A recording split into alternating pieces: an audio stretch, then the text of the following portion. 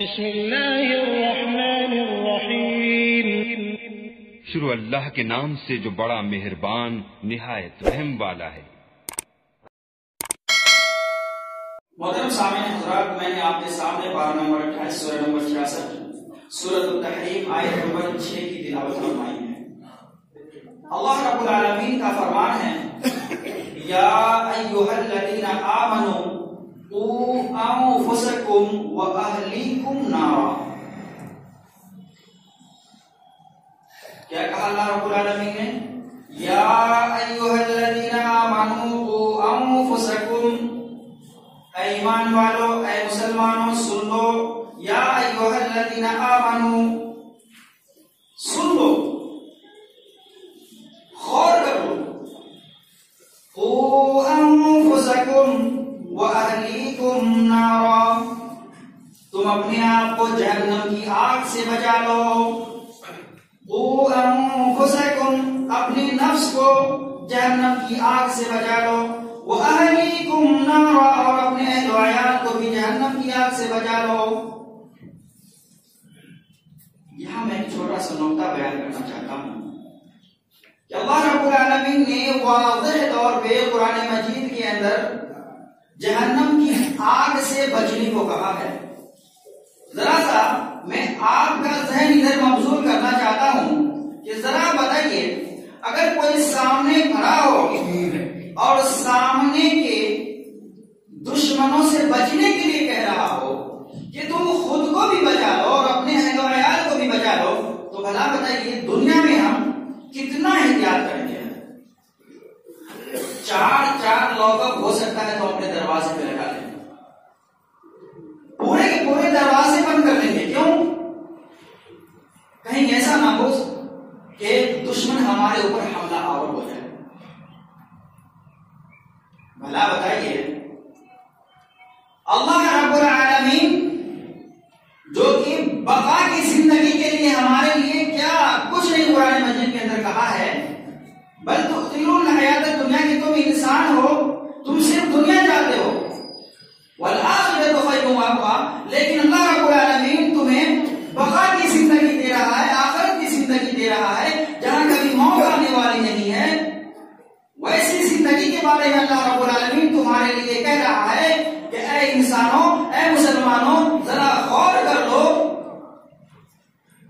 کہ یہ دنیا کا عذاب ہے جہاں چند منٹوں میں تمہیں عذاب دیا جاتا ہے، پھر اس کے بعد تمہیں عذاب سے چھٹکارا مل جاتا ہے۔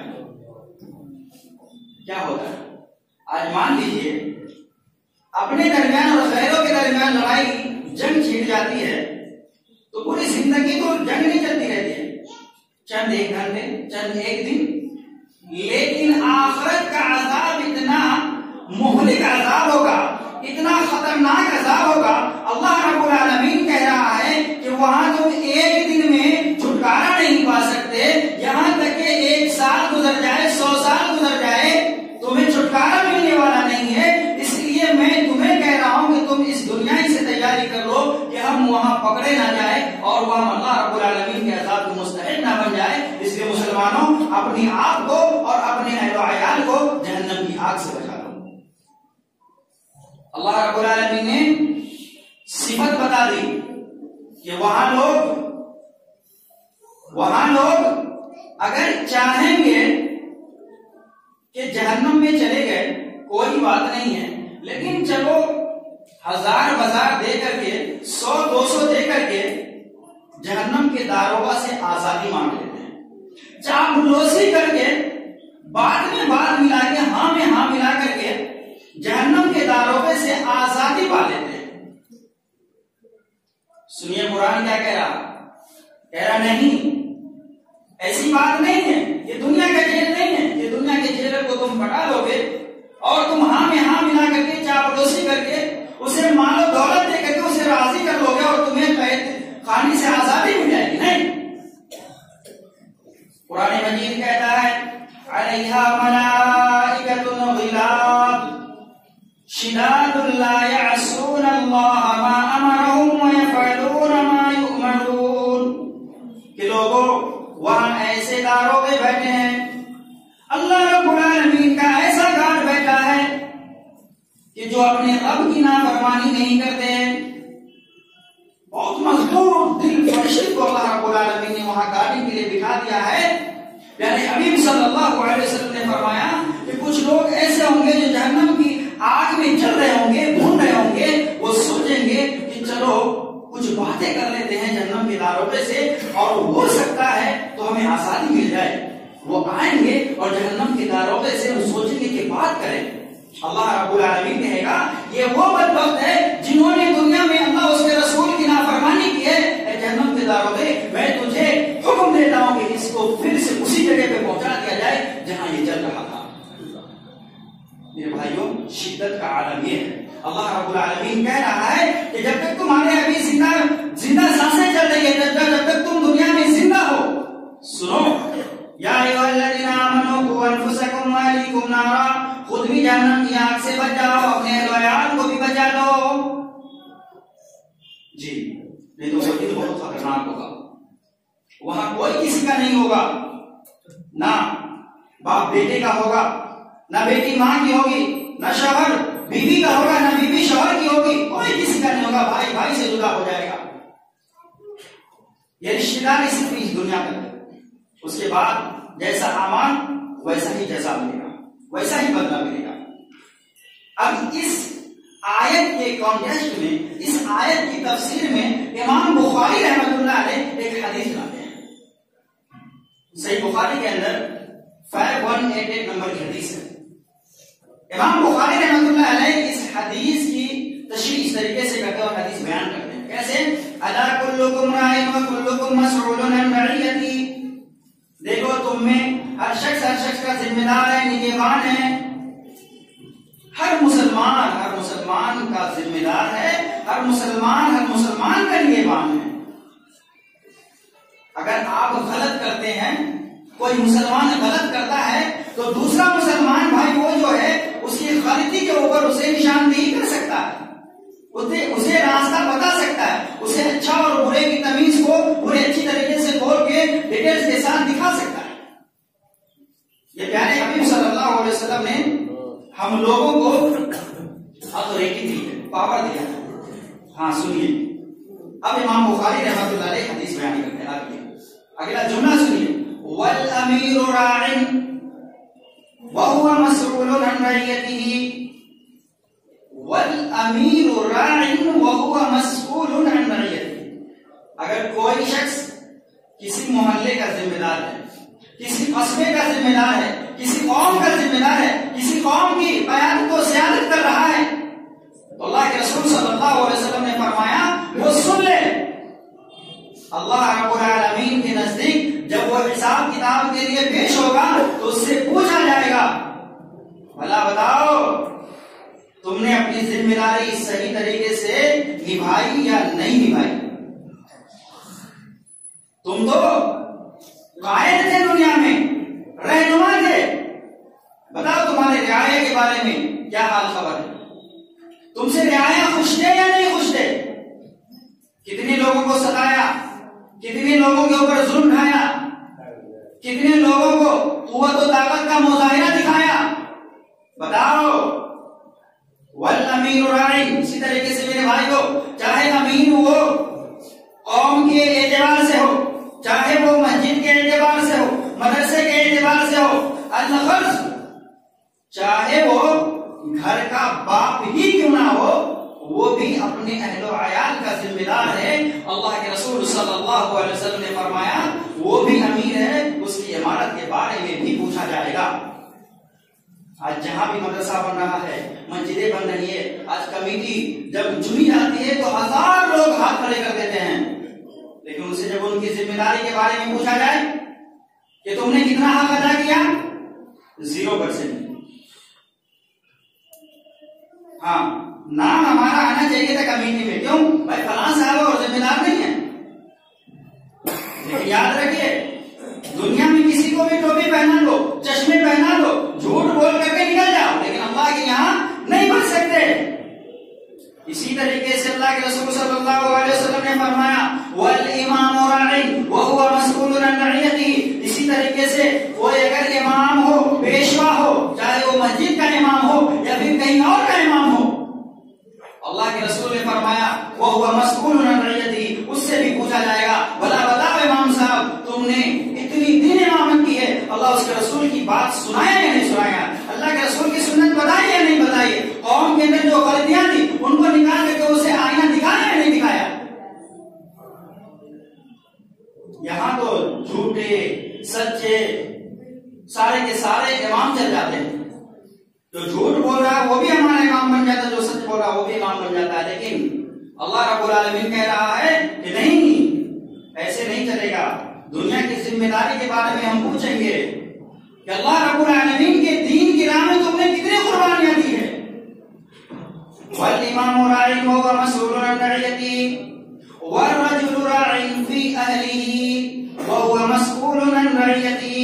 اور اسی طریقے سے ایک گھر کا مکھیا جو ہوتا ہے، اگر چاہے وہ دادا ہو، نانا ہو، باپ ہو، بڑے بھائی ہو، ان سے بھی پوچھا جائے گا کہ تم اپنے چھوٹوں کا خیال کیے یا نہیں کیے. بھلا بتاؤ جب تمہارا بیٹا ہیرو کٹ کا بال کٹا کر کے آتا تھا، جینس پہن کر کے آتا تھا، بے نمازی نماز چھوڑ کر کے آتا تھا، گلیوں میں بیٹھ کر کے دوسرے کی ماں اور بہنوں کو تارتا تھا، تو تم کیا کہتے تھے؟ اپنے بچے کو روکتے تھے یا نہیں روکتے تھے؟ کیا نبی کی سنت نے بتائی یا نہیں بتائی؟ تم تو نماز پڑھتے تھے، تم تو تہجد گزار تھے، لیکن تمہاری اولاد کہاں تھی؟ میرے بھائیو کیا کرو گے؟ اللہ رب العالمین پوچھے گا کیا کرو گے؟ کیا جواب ہوگا؟ اس لیے تیاری کر لیجیے. اپنی اولاد کو مسجد میں لائیے، اپنی اولاد کو اسلامی تعلیمات سے آشنا کرائیے، اپنی اولاد کو سنت رسول صلی اللہ علیہ وسلم کا پیروکار بنائیے. اور اتنی ہی نہیں ہے وَالْمَرْأَةُ رَاعِيَةٌ فِي بَيْتِ زَوْجِهَا وَوَلِدِهِ. اسی طریقے سے اگر کوئی عورت گھر میں ذمہ داری ادا کر رہی ہے، دادی کی شکل میں، نانی کی شکل میں، ماں کی شکل میں، بڑی بہن کی شکل میں، بڑی بھابھی کی شکل میں، ان سے بھی پوچھا جائے گا بھلا بتاؤ تم اپنے چھوٹے کے اوپر کیسی شفقت و مہربانی کیا کرتے تھے؟ تم نے اپنے چھوٹوں کو کیسی تعلیم دی؟ پوچھا جائے گا میرے بھائیوں کہ جب وہ بچیاں جو ٹائٹ ٹائٹ برقعے پہن کے گھر سے نکلتی ہے، تم نے منع کیا یا نہیں کیا؟ اونچی ہیل کی سینڈل جب وہ گھر میں لائی تو تم نے منع کیا یا نہیں کیا؟ جب وہ غلط لڑکوں سے بات کی تو تم نے منع کیا یا نہیں کیا؟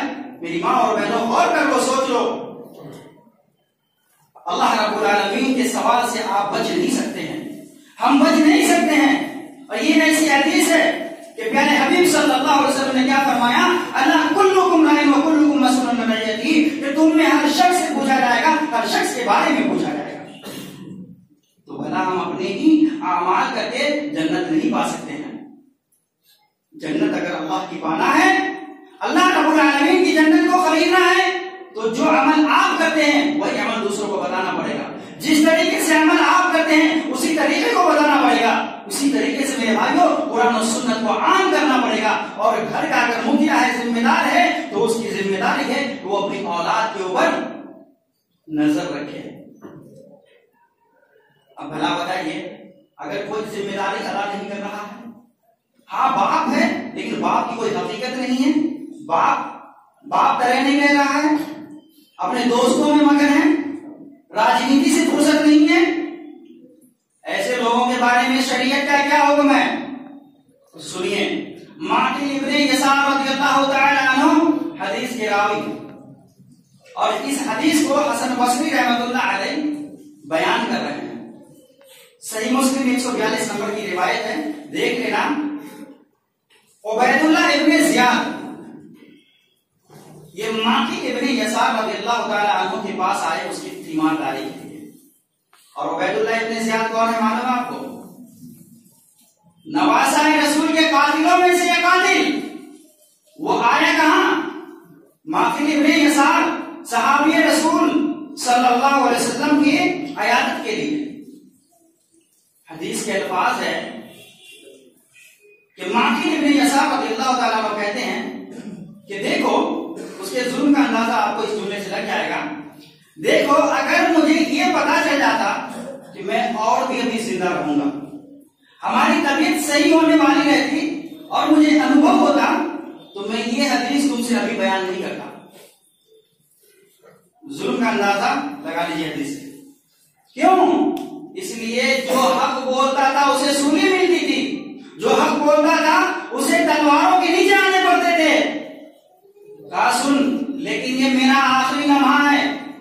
میں ایک حدیث تم سے بیان کرنا چاہتا ہوں جو میں نے رسول اکرم صلی اللہ علیہ وسلم سے خود سنا. کہا سن، ما من عبد یسترعی اللہ رعیۃ، کہ کوئی شخص مسلمان ہو اور مسلمانوں کی قیادت کر رہا ہو، مسلمان ہو اس کی ذمہ داری ادا کر رہا ہو، مسلمان ہو اس کی سیادت کر رہا ہو، مسلمان ہو وہ امیر ہو، مسلمان ہو وہ ذمہ دار ہو. سنو، پیارے حبیب صلی اللہ علیہ وسلم نے فرمایا یموت یوم یموت وهو غاش لرعیته الا حرم اللہ علیہ الجنہ. سن لے، یہ بات ہے جو پیارے حبیب صلی اللہ علیہ وسلم نے مجھ سے بیان کیا تھا. کہا میں نے سنا پیارے حبیب صلی اللہ علیہ وسلم کو فرماتے ہوئے کہ وہ مسلمان ذمہ دار، وہ مسلمان قائد، وہ مسلمان امام اگر امامت کر رہا تھا اور انہوں نے اپنی رعایا کے سامنے صحیح طریقے سے اس کے حق کو ادا نہیں کیا، انہوں نے اپنے حق میں بہت زیادہ کوتاہیاں کی، یہاں تک کہ اسے دھوکے میں رکھا. دھوکے میں کیوں بھائی؟ اچھا دھوکے میں کیوں؟ ہو سکتا ہے وہ جو کام نہیں کر پا رہا ہے، عوام دوسرے کو امیر چنتی، عوام دوسرے کو اپنا امیر بناتی اور وہ مسلمانوں کی خیر خواہی کرتا، لیکن انہوں نے بس ٹال مٹول کرتا رہا. ہاں صاحب کام ہو جائے گا، کل ہی ہو جائے گا. میں نے کہا ہے، حالانکہ جھوٹ ہے، میں نے پیروی لگا دی ہو جائے گا، لیکن ہونے والا نہیں ہے. یہی ہے اللہ کے رسول صلی اللہ علیہ وسلم نے فرمایا یموت یوم یموت غاش لرعیتہ، وہ اپنے قوم کے لیے، اپنے اس عوام کے لیے جس عوام کی وہ قیادت کر رہا ہے، وہ اپنی عوام کے لیے دھوکہ باز نکل گیا. یموت یوم یموت، جہاں کہیں بھی مرے گا، جب بھی مرے گا، جیسے بھی مرے گا، الا حرم اللہ علیہ الجنہ، اللہ رب العالمین اس کے اوپر جنت کو حرام کرا دیا. یہ دیکھیے ذمہ داری کسے کہتے ہیں میرے بھائیو. اس لیے صحابہ کرام رضوان اللہ علیہم اجمعین ذمہ داری سے کتراتے تھے، وہ ذمہ داری قبول کرنا نہیں چاہتے تھے. اگر اسے ذمہ دار بنا دیا جاتا تو زار و قطار روتے تھے کہ اللہ رب العالمین میں اس کی ذمہ داری کو ادا کر بھی پاؤں گا یا نہیں کر پاؤں گا، اللہ تو مجھے معاف کرنا. آپ نے سنا ہوگا حضرت عمر رضی اللہ تعالیٰ عنہ جب ذمہ داری قبول کرتے ہیں تو وہ بوڑھی ماں جو جنگل میں رہا کرتی تھی وہاں جا کر کے حضرت عمر رضی اللہ تعالیٰ عنہ اس کے لیٹرین کو صاف کیا کرتے تھے، اس کے کپڑے صاف کیا کرتے تھے، اس کے منہ میں دانت نہیں تھے. حضرت عمر رضی اللہ تعالیٰ عنہ خود ہی کھانے کو چبا لیتے پھر اس کے منہ میں ڈالتے تھے. کیوں؟ کہیں اللہ رب العالمین سوال نہ کر دے. عمر تیری حکومت تھی، اتنی لمبی حکومت تھی، تو سپر پاور بادشاہ تھا، لیکن تیری حکومت میں یہ بڑھیا طرف طرف پہ مر رہی تھی، یہ بڑھیا بھوکی بلک رہی تھی. بھلا بتاؤ تم نے ذمہ داری ادا کیا ہے یا نہیں کیا؟ میرے بھائی کو اپنی ذمہ داری کا خیال کر لیجیے. ہاں لیکن میرا کہنا کیا ہے کہ ذمہ داری آپ کے اولاد کے اوپر ہے. ہم ذمہ دار بنے اپنے اولاد کا، ہم ذمہ دار بنے اپنے گھر کا، اپنے عیال کا، کیونکہ اللہ رب العالمین نے کیا کہا، یا ایھا الذین آمنوا قوا انفسکم واہلیکم نارا، تم اپنے آپ کو جہنم کی آگ سے بچا لو اور اپنے اہل و عیال کو بچا لو، اللہ رب العالمین تمہیں بھی نجات دے گا. ہاں اس لیے اپنی اولاد کو آپ نیک بنائیے، اپنی اولاد کو آپ دینی اور دنیاوی تعلیمات سے آشنا کروائیے. ایک حدیث پڑھتا ہوں، پیارے حبیب صلی اللہ علیہ وسلم نے فرمایا کہ اگر کوئی شخص اپنی اولاد کو نیک بناتا ہے، اپنی اولاد کے اوپر نگہداشت ہوتا ہے، تو پھر اس کا فائدہ کیا ہوتا ہے؟ حضرت ابو ہریرہ رضی اللہ تعالیٰ عنہ اس حدیث کے راوی، وہ کہتے ہیں کہ پیارے حبیب صلی اللہ علیہ وسلم نے فرمایا اذا مات الانسان انقطع عنه عمله، جب انسان مر جاتا ہے تو اس کے اعمال کاٹ دیے جاتے ہیں، نیٹ ورک اب نہیں ملنے والا ہے، اب اس کے ایمان میں ریچارج نہیں ہونے والا ہے، اب وہ نماز نہیں پڑھ سکتا، روزے نہیں رکھ سکتا، حج و زکات نہیں کر سکتا، خیر اور بھلائی کے کام نہیں کر سکتا. الا من ثلاثه،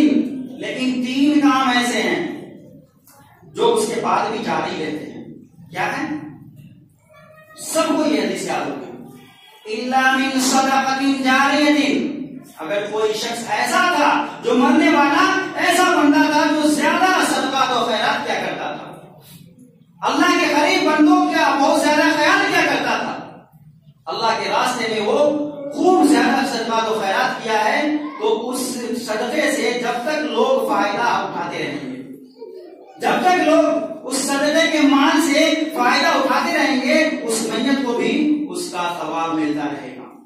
इसी तरीके से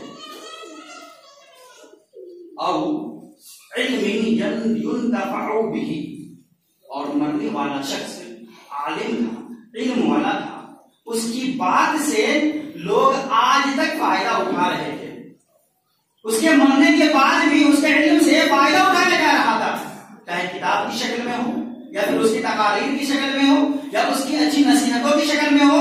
जब तक कि उस नसीहत से, उन किताबों से, उनकी तकारीर से लोग फायदा उठाते रहेंगे, अल्लाह के रसूल ने फरमाया कि उसको उस वक्त तक सवाब मिलता रहेगा। और तीसरा पॉइंट और अहम पॉइंट क्या है मेरे भाइयों, अव्वलदिन सालिहिन यदऊ लहु, और ऐसी औलाद जो नेक हो, नेक बख्ती को पसंद करती हो, अल्लाह का नाम लेती हो, ऐसी औलाद जो रसूल अकरम सल्लल्लाहु अलैहि वसल्लम की सुन्नत को जिंदा करने में लगी हो, वो अपने माँ बाप के लिए जब तक दुआ करते रहे, रब्बिरहमुहुमा कमा रब्बयानी सगीरा जैसे अल्फाज कहते रहे, अल्लाह रब्बुल आलमीन से अपने माँ बाप के हक में दुआएं करते रहे, तो उस मैयत को उस औलाद की बरकत से उसको सवाब मिलता रहेगा। मेरे भाइयों, औलाद के पीछे लग जाइए, औलाद आपका आईना है। एक शाम का खाना मत खाओ, एक साल ईद में कपड़े मत पहनो, लेकिन औलाद को नेक और अच्छी तरबियत दिलाओ। जिस तरीके से अल्लाह रब्बुल आलमीन ने आपको सजने और संवरने को कहा है, किरदार अपनाने को कहा है, रसूल अकरम सल्लल्लाहु अलैहि वसल्लम के किरदार में ढलने को कहा है, सिर्फ अल्लाह कहा कि अल्लाह के रंग में रंग जाओ, उसी तरीके से खुद भी रंग जाओ और अपनी औलाद को भी रंग डालो। इंशाअल्लाह रब्बुल आलमीन वो दिन आएगा कि अल्लाह रब्बुल आलमीन जब महशर में अहकमुल हाकिमीन होगा, अल्लाह रब्बुल आलमीन तमाम फैसले करने वालों का फैसला होगा, वहां अल्लाह रब्बुल आलमीन आपको खड़ा करेगा। भला बताइए कि आपने अपनी औलाद की जिम्मेदारी कितनी अदा की है? आपने अपनी बीवियों का हक दिया या नहीं दिया? आपने पड़ोसियों का हक दिया या नहीं दिया? आपसे जब सवाल होगा, पूछताछ होगी, तो वहां आप खड़े होकर के इत्मीनान से खड़े होकर के वक्त के साथ कह सके अल्लाह रब्बुल आलमीन को, अल्लाह रब्बुल आलमीन तूने हमें जितनी ताकत दी थी, अल्लाह रब्बुल आलमीन ने तेरे रास्ते में सर्फ किया है, तो अल्लाह रब्बुल आलमीन दुआ कह देगा, ऐ फरिश्तों गवाह रहो मैंने इस बंदे को माफ कर। तो ये जिम्मेदारी की कुछ अहम बातें थी मेरे भाइयों जो मैंने आपके सामने रखा। अब मैं अल्लाह रब्बुल आलमीन से दुआ करता हूँ कि अल्लाह रब्बुल आलमीन हम तमाम जिम्मेदारी को सही तरीके से निभाने की तौफीक अता फरमाए।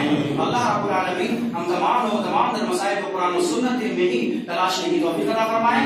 अल्लाह रब्बुल आलमीन हमें से जितने लोग परेशान है तमाम की परेशानी को दूर कर दे। अल्लाह रब्बुल आलमीन हमें से जितने लोग बीमार है तमाम को शिफाए कामिला अता फरमा दे।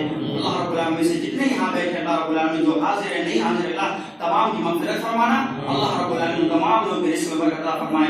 आमीन।